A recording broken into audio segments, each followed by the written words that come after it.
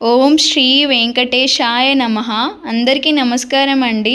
కొత్తగా ఎవరైనా మన ఛానల్ని చూస్తున్నట్లయితే ప్లీజ్ సబ్స్క్రైబ్ చేయండి. అలాగే నా వీడియోస్ ప్రీవియస్ కానీ ఇప్పుడు చూస్తున్నట్లయితే లైక్ చేయండి. అలాగే వీడియోస్ మీకు నచ్చినట్లయితే మీ అభిప్రాయాన్ని కూడా కామెంట్లో పోస్ట్ చేయండి. ఈరోజు చాలా ప్రత్యేకమైన రోజు, శ్రావణ మాసం, అందులో శనివారం. ఎందుకంటే ఇవాళ నేను లక్ష్మీదేవికి మరియు వెంకటేశ్వర స్వామి కోసం ఇంట్లో ఉన్న చిన్న చిన్న వస్తువులతో నేనైతే నా చేతులతో ఒక చిన్న చైన్ అయితే ప్రిపేర్ చేశాను. అది మీతో షేర్ చేసుకోవడానికి ఈ వీడియోనైతే నేను పోస్ట్ చేస్తున్నాను. మీకు నచ్చినట్లయితే ఎలా ఉందో కామెంట్ చేయండి.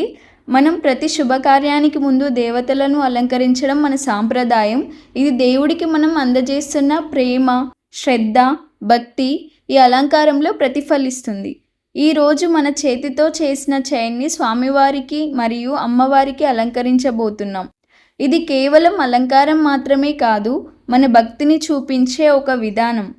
ముందుగా గోల్డ్ కలర్ గ్లిట్టర్స్ ట్యూబ్స్ చెమ్కీలని ఆర్ బీడ్స్ని ఇంట్లో ఉన్నవి తీసుకొని నా చేతులతో చైన్ తయారు చేశాను.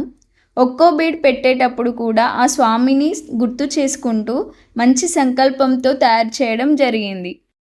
నాకు ఫ్రీగా ఉన్న టైంలో ఏదో ఒకటి చేయడం అలవాటు. క్రియేటివిటీగా నాకు నచ్చింది, నా మనసుకు నచ్చింది అయితే ఖచ్చితంగా చేస్తాను.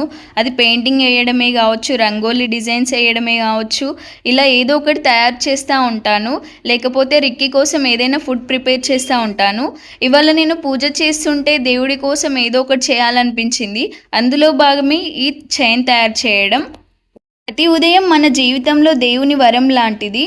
కళ్ళు తెరిచిన ప్రతిసారి, మన ఊపిరి మనలో ఉన్నప్పుడు, మన పని మన చేతిలో ఉన్నప్పుడు ఇది దేవుడిచ్చిన మరో అవకాశం.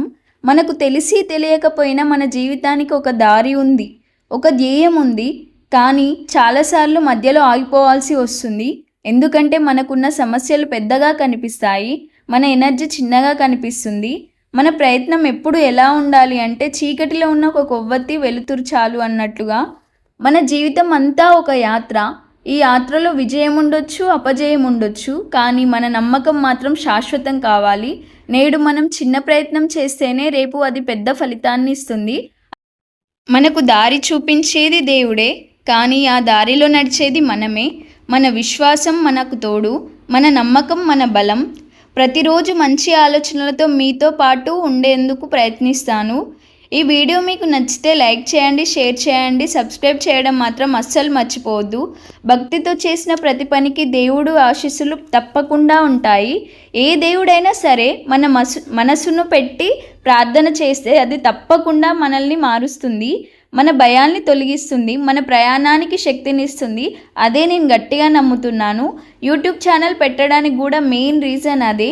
మీరు అందరూ నన్ను సపోర్ట్ చేస్తారని అయితే కోరుకుంటున్నాను. నా అలవాట్లు, నేను ఎలా ఉంటాను అనేదే ఈ వీడియోలో చూపిస్తాను. మనల్ని చూడకున్నా, మనతో మాట్లాడకపోయినా కానీ దేవుడు మన హృదయంలోనే ఉన్నాడు, మన మంచితనంలో ఉంటాడు, మన కష్టాల్లో ఉంటాడు, మన ఆశల్లో ఉన్నాడు కూడా. ఇంట్లో ఉన్న చిన్న చిన్న వస్తువులతో దేవుడికి అలంకరించడం అనేది మన భక్తికి, మన ప్రేమకి నిదర్శనం. మీరు కూడా మీ ఇంట్లో హ్యాండ్మేడ్ అలంకరణ చేసి దేవుడికి సమర్పిస్తే మీరు చేసిన అలంకారంతో దేవుడికి ఆనందం కలిగించడమే కాదు, మనసుకు నిజమైన శాంతి. ఇలాంటి సాంప్రదాయాలను పాటిస్తూ మన ఇంటి శాంతిని, భక్తిని పెంచుకుందాం.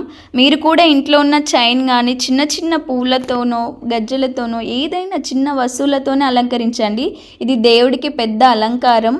ఇది ఒక ఆధ్యాత్మిక అనుభూతిని ఇస్తుంది. అది నేను ఫీల్ అవుతున్నాను. ఇప్పుడు ఆ చైన్ని అయితే అమ్మవారి మెడలో మరియు స్వామివారికి అయితే ధరింపజేస్తున్నాను. అమ్మవారి ముఖంలో ఆహ్లాదం, స్వామివారి ముఖంలో కాంతి